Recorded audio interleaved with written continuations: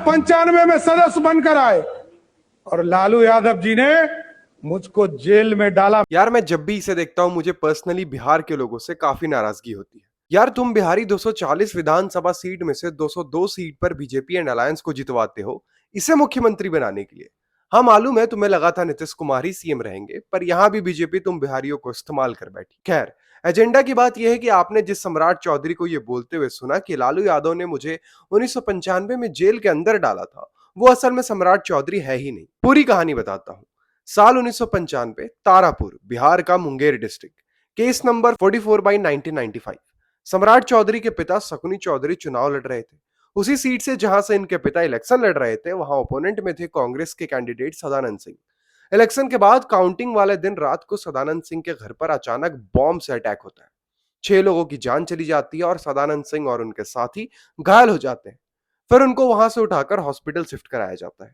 थोड़े ही देर बाद कुछ गुंडे हॉस्पिटल पहुंचते हैं और सदानंद सिंह और उनके साथी की हत्या कर दी जाती है।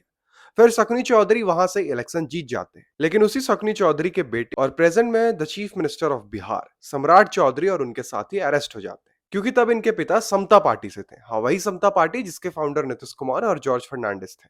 तो ये अरेस्ट भी हुए, लेकिन बाद में शकुनी चौधरी लालू यादव के पार्टी राष्ट्रीय जनता दल यानी आरजेडी में आ गए। और आपको पता ही है कि आज कोई कितना भी बड़ा क्रिमिनल क्यों ना हो, बीजेपी ज्वाइन करते ही उसके कैसे सारे पाप धुल जाते हैं। वैसे ही तब वहां आरजेडी पावर में थी, इसलिए सम्राट चौधरी जेल से बाहर भी निकल गए। और कहानी में ट्विस्ट तो तब आया इनके पिता के आरजेडी में जाते ही सम्राट चौधरी ना एमएलए थे ना एमएलसी थे, इन्हें फिर भी मिनिस्टर बना दिया गया। पर आप सोच रहे होंगे ये मर्डर चार्ज में जेल से बाहर कैसे आए? अरे भैया, आरजेडी का राज। सुनो, सम्राट चौधरी का तब नाम था सम्राट चंद्र मौर्य, और इनके पिता ने फर्जी डॉक्यूमेंट बनाकर इन्हें नाबालिग साबित किया। आप गूगल या कहीं भी सम्राट चौधरी की डीओबी सर्च करोगे तो 1968 आएगी। तो 1995 के केस में इनकी एज 27 थी, पर इन्होंने कोर्ट में एफिडेविट सबमिट किया जिसे कोर्ट ने रिजेक्ट भी कर दिया। और सम्राट चौधरी का उस वक्त ये दावा था कि इस केस के दौरान ये महज 15 साल के थे। पर कोर्ट के एफिडेविट के रिजेक्ट करने के बाद इन्हें लगभग 90 दिन की जेल भी हुई। और जेल से बाहर आते ही चेंज्ड हिज नेम और इन्होंने अपना नाम रखा राकेश कुमार। और फिर जब ये मिनिस्टर बने तो शपथ भी राकेश कुमार के नाम से ही लिया।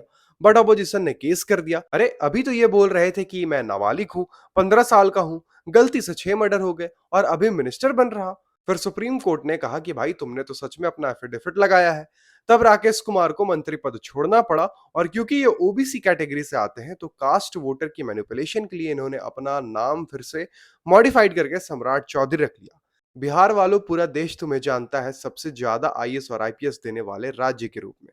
तुमने बिहार किस हाथ में सौंप दिया?